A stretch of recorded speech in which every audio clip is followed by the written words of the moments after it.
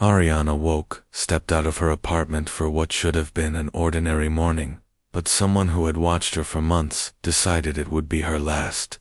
What happened next became one of the most disturbing and unexpected crime twists the city had ever seen. Ariana Wolk stepped out of her apartment for what should have been an ordinary morning, but someone who had watched her for months decided it would be her last. What happened next became one of the most disturbing and unexpected crime twists the city had ever seen. Ariana lived on the south side of the city, in a modest building tucked between a bakery and a narrow alley. People who knew her described her as quiet and focused, someone who kept her world small and predictable.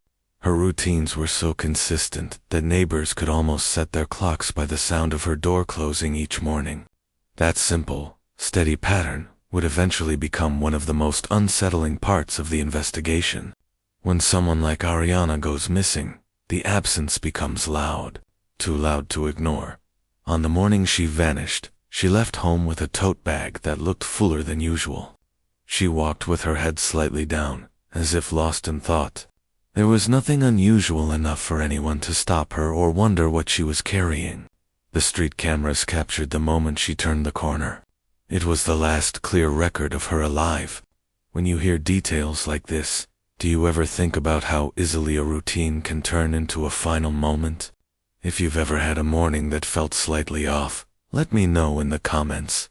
And if you want more real-time breakdowns of cases like this, make sure to like the video and subscribe, because it really helps us dig deeper into these stories.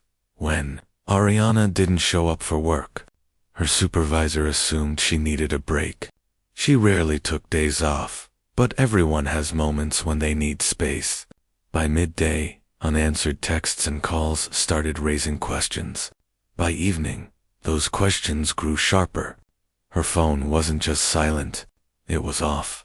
Her messaging activity flatlined, something completely unlike her. Friends began to worry, but not enough to assume the worst. People go offline for many reasons. People disappear from screens but still move through real life. At least, that's what they hoped. The next morning, when she again failed to answer messages, her supervisor called for a wellness check. Police arrived at her apartment and found the door locked, the windows secured, and no signs of forced entry. Inside, everything was in place. Her wallet sat on the table. Her jacket hung by the door. Her bed was neatly made. The only thing missing was the tote bag she carried. That one object became the first red flag in a case that would unravel into something far darker than anyone expected. Investigators took note of the apartment's calm appearance. Too calm, considering she hadn't contacted anyone. When someone leaves without planning to return, they usually leave clues. A messy room, a missing item of clothing, a handwritten note. Ariana left nothing. It almost looked like she'd stepped out for an errand and expected to be back before lunch. That detail bothered detectives early on. Sudden disappearances rarely start calmly. During these first hours of the investigation, officers canvassed the neighborhood. They asked shop owners, dog walkers, and commuters if they had seen Ariana after she rounded the corner that morning. Most people shrugged or apologized. Only one person remembered her clearly. A bus driver said she looked rushed, like she was trying to avoid being late. The problem was the bus security video showed she never got on. At this point, ask yourself something. If a person leaves home, doesn't enter a bus, doesn't get into a car, and doesn't appear on any nearby cameras, where do they go? How does someone vanish in a neighborhood full of people going about their day? Cases like this make you realize how thin the line is between visible and invisible. Comment if you think about these gaps too. And again, subscribe if you want more deep dives, because stories like Ariana's remind us how many things can happen in the moments we overlook. Detectives broadened their search to nearby streets and alleys. They pulled footage from traffic lights and storefront cameras. They watched the same seconds over and over. Ariana turning the corner, a car passing by, a cyclist moving through the frame. Nothing looked suspicious. No shadow followed her. No vehicle slowed down, but the absence of suspicious movement created a new concern. It suggested precision, or timing. Someone who knew her pattern well enough to intercept her in a blind spot. When officers interviewed her coworkers, several mentioned a man named Ethan. He worked in the same department and sometimes lingered near Ariana's desk. Some brushed it off as harmless interest. Others said it felt uncomfortable, but no one ever thought it would become relevant. Still, investigators wrote his name down, not because they had evidence, but because he was the only person mentioned more than once. By the end of the first day, the search expanded into surrounding areas. Helicopters scanned fields. Officers walked drainage paths and wooded patches. Dogs traced faint scents before losing the trail near a main road. It was as if Ariana's footsteps dissolved into air. That impossibility is often where real danger hides. And this case was only beginning to show how deep it would go. 2 days after Ariana vanished, the first real break in the case appeared in a place no one expected. A jogger running along a drainage canal noticed a small piece of patterned fabric caught on a thorn branch. The design looked unusual, bright enough to stand out in the mud and debris. When the jogger picked it up, the cloth felt ripped rather than worn down. Something about it seemed wrong, so they contacted authorities. That simple decision set off a chain of events that exposed the darkest part of Ariana's disappearance. Investigators arrived quickly and compared the fabric to the description of Ariana's missing tote bag. The pattern matched. Officers moved deeper into the canal, checking the edges of the water, the bushes, and the uneven slopes where things could slide out of sight. After about an hour, one of the searchers spotted a shape under the shallow, murky water. It looked like a bundle, too heavy to be natural. When they pulled it out, the smell, the weight, and the plastic wrapping told them immediately that they had found something terrible. The confirmation came minutes later. It was Ariana. Her body was tightly wrapped with multiple layers of cheap plastic sheets. Tape was wound around the edges, but it was sloppy, uneven, almost rushed. The wrapping job wasn't made to hide a crime for long. It looked like the work of someone who panicked. Investigators noticed strands of blanket fabric caught in the tape, as well as smudges of dirt and fingerprints that were not Ariana's. The signs of carelessness were everywhere. Whoever did this wasn't methodical. They acted with emotion, not planning. As investigators laid out the plastic and examined it piece by piece, they saw the marks of force, as if the killer didn't just try to hide her, but had acted in a state of rage before attempting to cover it up. This early look helped detectives shape a profile. This wasn't a stranger ambush. It didn't look like a calculated predator who had done this before. It looked personal. The discovery of Ariana's body changed the tone of the investigation immediately. A missing person case became a homicide. Officers retraced every moment of the timeline, searching for anything that could explain the sudden violence. They looked at the route she usually walked. They checked bus stops, alleys, and the blind spots in camera coverage. Everyone who had seen her in the days before her disappearance was re-interviewed. As the news of the discovery reached her workplace and neighborhood, new details began surfacing. People who hadn't felt comfortable speaking earlier decided to share their concerns now. Some coworkers mentioned Ariana seemed more distracted in the days before she vanished. She spent more time checking over her shoulder. One person said she had been startled by the sound of someone approaching her desk earlier that week. Another recalled that Ariana had been carrying a heavier bag recently, possibly hiding something she didn't want others to see. These fragments didn't form a clear picture yet, but they suggested Ariana may have sensed something before the end. Investigators dug into her phone records. Her last location ping came from an area close to her usual route, but not close enough to pinpoint a specific spot. The signal cut off suddenly, indicating the phone was either smashed, turned off intentionally, or destroyed in water. None of those options pointed to anything accidental. When the autopsy report came in, the injuries confirmed the theory of a personal attack. There were no signs Ariana had been taken by surprise in a professional or organized way. Instead, the damage indicated a struggle that escalated quickly. It looked like someone who knew her lost control. That conclusion pushed detectives toward a smaller suspect pool. People connected to Ariana's daily life rather than strangers. The fabric strand stuck to the tape became a key clue. Forensics determined they came from a type of discount store blankets sold in only a handful of locations across the city. Detectives visited the nearest store and pulled security footage. Hours of review eventually revealed someone purchasing the same blanket the night before Ariana disappeared. The person kept their head low and wore a hood, but their build seemed familiar to one of the officers. The footage didn't show a face, yet the way the buyer carried themselves stood out. Some movements are hard to disguise, and investigators began comparing the body language to people in Ariana's social circle. Still, something about the scene bothered detectives more than anything else. The wrapping was done poorly, but the disposal location was clever. The canal was shallow, but dense with weeds and roots that could trap objects. If the bundle had slipped a few feet deeper or wedged itself under a thicker branch, the body might not have surfaced for weeks or even months. That contrast raised an unsettling question. How could someone so careless with evidence be so strategic with disposal? This inconsistency made detectives reconsider their assumptions. Maybe the killer wasn't acting alone, or maybe someone else had helped after the murder, someone calmer, someone who understood the area better.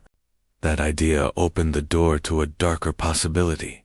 The crime might have more layers than anyone first believed. The discovery of Ariana's body was only the beginning of what investigators were about to uncover. Forensic analysis of the blanket fibers marked a turning point in the investigation, but the real momentum came from connecting them to a specific store. Detectives visited multiple branches of the discount chain and requested footage from the hours surrounding the blanket purchase. After hours of reviewing the recordings, they finally caught a glimpse of a figure entering the store late the night before Ariana disappeared. The person wore a hoodie and kept their head lowered, making sure the cameras never captured their full face. Even though their hoods shadowed their features, the way they walked stood out. Their gait, posture, and the slight tilt of their shoulder looked familiar. Investigators couldn't match the image to anyone yet, but they knew they had seen a similar silhouette before. They revisited Ariana's social circle, looking for connections they might have overlooked. Her digital history offered the first meaningful lead. On her social media pages, a pattern began to form. A coworker named Ethan appeared in her comments sections often. His messages weren't threatening, but they were persistent. He complimented her posts, reacted to nearly everything she shared, and tried to start conversations she never continued. Ariana rarely responded. Investigators noted this because it suggested an imbalance. Someone interested, someone dismissed, and someone who might have felt ignored. When detectives visited the office again, they asked coworkers more detailed questions. Several described Ethan as overly attentive, always trying to talk to Ariana, even when she stayed distant. Some said he didn't handle rejection well, though no one had suspected he might be capable of violence. Still, the repeated mentions were enough to raise concern. His name moved from the bottom of the list to a higher priority. Phone data added another layer to the story. When investigators pulled Ethan's location records, they found multiple pings near Ariana's route to work during the days leading up to her disappearance. Some were harmless coincidences. Others were harder to explain, especially when they aligned with timestamps before dawn or late at night. It suggested he wasn't just nearby, but possibly following her pattern. The most concerning data came from the afternoon Ariana went missing. Ethan's phone placed him near the drainage canal, hours before the body was found there. That alone wasn't proof, but it created a timeline that demanded answers. However, when detectives dug deeper, they discovered something that complicated everything. Ethan's phone had connected to another device multiple times during those same hours. That device belonged to his younger brother, a name that hadn't appeared in the investigation so far. The younger brother had almost no online presence, no social accounts, no consistent job history. He used prepaid phones and moved frequently between friends' places. His digital footprint was practically invisible. This raised suspicion immediately. If someone wanted to stay hidden, this was how they would move.